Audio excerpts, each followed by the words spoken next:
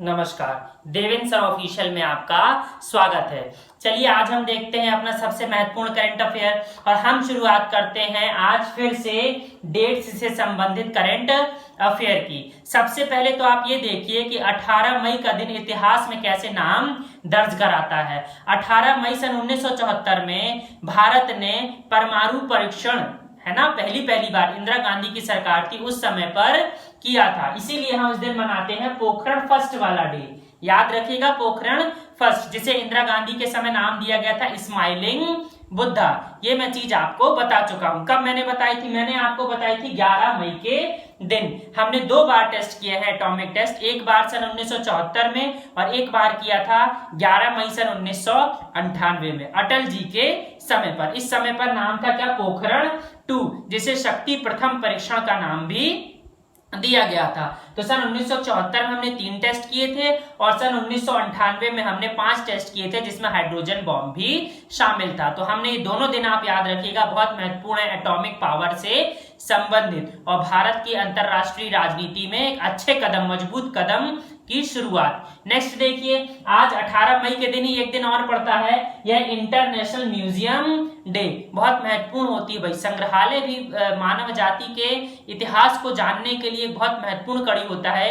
मेरी हार्दिक गुजारिश है आप सभी विद्यार्थियों से कि आप बीच बीच में म्यूजियम जरूर जाते रहें और अपने ही इतिहास को देखने की, अपने इतिहास को जानने की, उसको समझने की आपके अंदर जिज्ञासा होनी चाहिए, ताकि आप इतिहास को जानकर अपने भविष्य को आप क्या कर सकें, उज्जवल निर्माण कर सकें। तो याद रखिएगा 18 मई को हम मनाते हैं इंटरनेशनल म्यूजियम डे। इसकी इस साल की थीम है museum for equality, diversity and inclusion. मैं फिर से रिपीट कर रहा हूं, museum for equality, diversity and inclusion. इसके अलावा 18 मई को हम मनाते हैं वर्ल्ड एड्स वैक्सीन डे। मैं फिर से बोल रहा हूं आपको, वर्ल्ड एड्स वैक्सीन डे, है ना। एड्स की वैक्सीन, अब आप बोलेंगे सर वैक्सीन तो आई नहीं, बिल्कुल सही बात है। याद रखिए हम एड्स दिवस मनाते हैं 1 दिसंबर को और हम एड्स वैक्सीन दिवस मना रहे हैं 18 मई को। आपको पता है कि एड्स से क्या है भाई?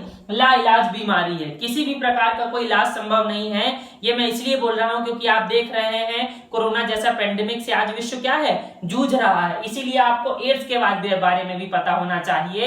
एड्स का फुल फॉर्म बार बार पूछा जाता है, एक्वायर्ड इम्यूनोडेफिशिएंसी सिंड्रोम। और ये किस वजह से होता है? ये वायरस की वजह से होता है, जिसका नाम है human immunodeficiency virus, HIV virus इसे हम कहते हैं। मुख्यतः 3 कारण है इसके फैलने के।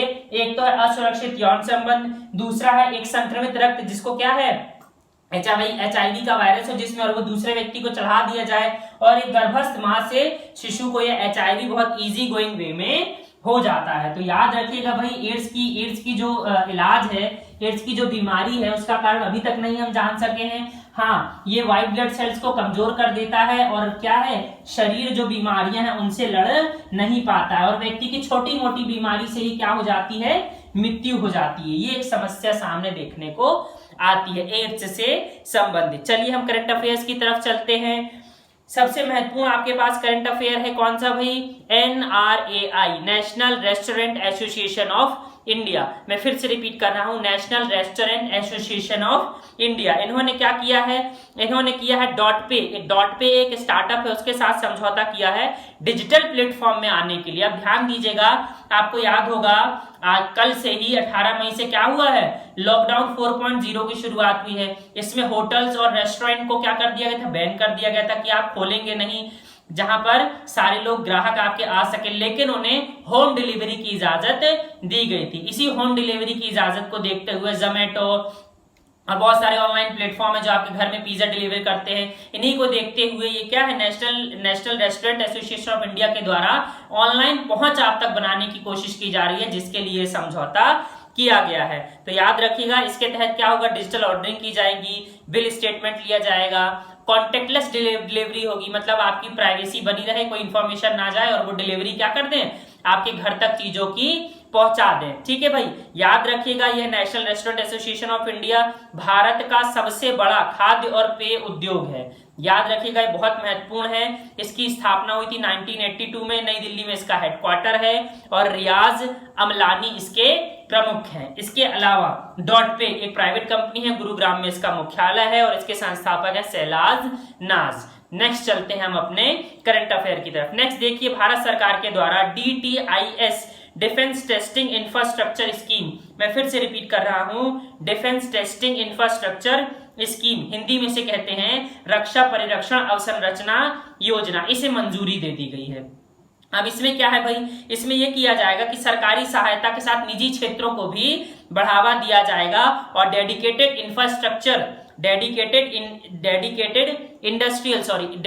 इंडस्ट्रियल कॉरिडोर में ग्रीनफील्ड डिफेंस टेस्टिंग इंफ्रास्ट्रक्चर स्थापित किया जाएगा। मैं फिर से कह रहा हूं, ग्रीनफील्ड डिफेंस टेस्टिंग इंफ्रास्ट्रक्चर निर्धारित किया जाएगा या स्थापित किया जाएगा। आपको पता है ग्रीनफील्ड का मतलब होता है बिल्कुल नए तरह से उद्योगों को स्थापित करना, और ब्राउनफील्ड का मतलब होता है पुराने उद्योगों को ही नया स्वरूप प्रदान करना। कुल मिलाकर टेस्टिंग के क्षेत्र में सरकार चाह रही है कि प्राइवेट कंपनियां भी आए, प्राइवेट सेक्टर भी आए और अपने आप को आजमाए। डिफेंस टेस्टिंग, आपको याद होगा कुछ दिन पहले ही मैंने आपको बताया था कि डिफेंस में ऑटोमेटिक रूप से FDI 74% कर दिया गया। रक्षा मंत्री हैं भारत सरकार के राजनाथ सिंह, जो लखनऊ से आते हैं। नेक्स्ट देखिए, नेक्स्ट है हमारे पास बहुत महत्वपूर्ण आपदा प्रबंधन अधिनियम 2005।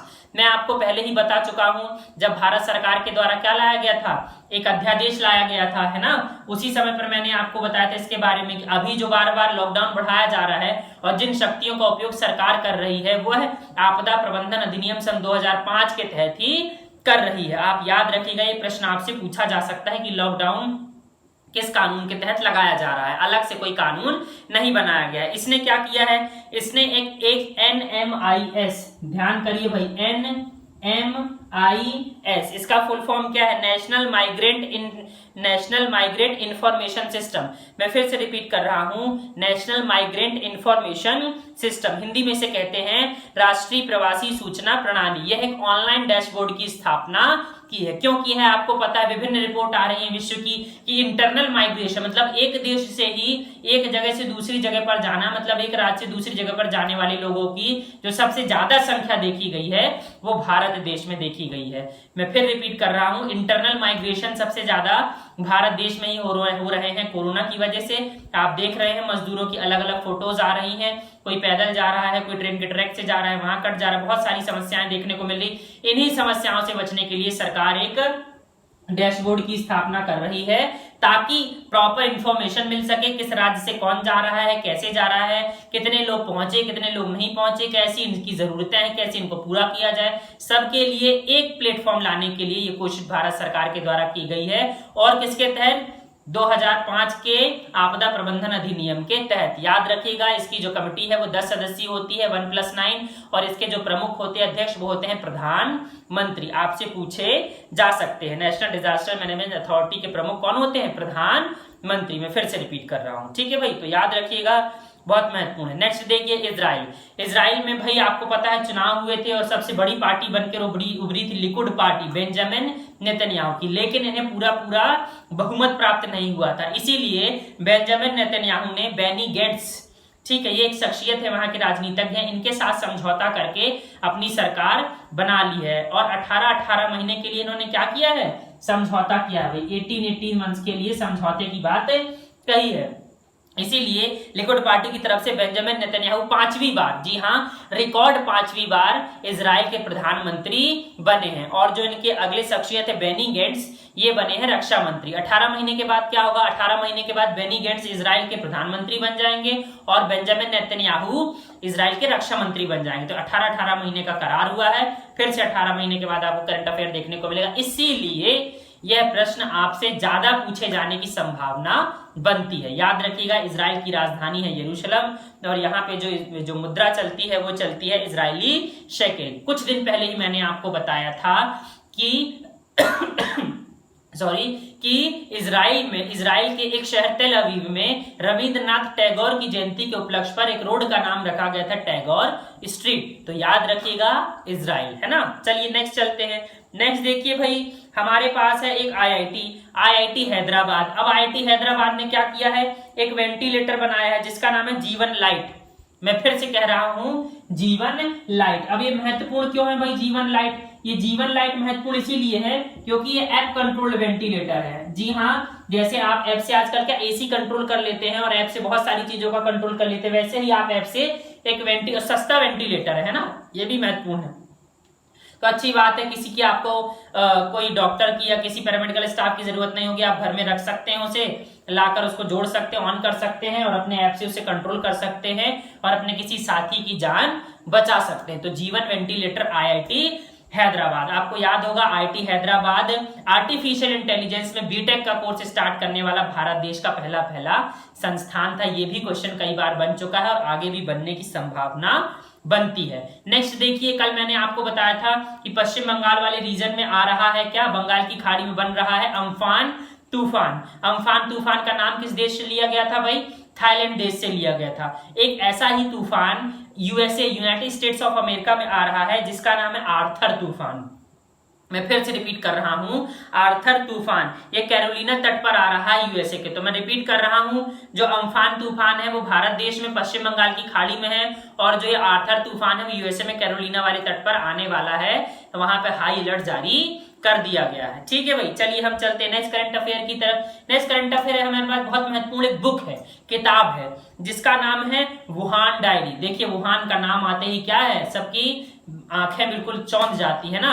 तो Wuhan diary dispatches from a quarantine city, ये लिखी है फांगफांग ने।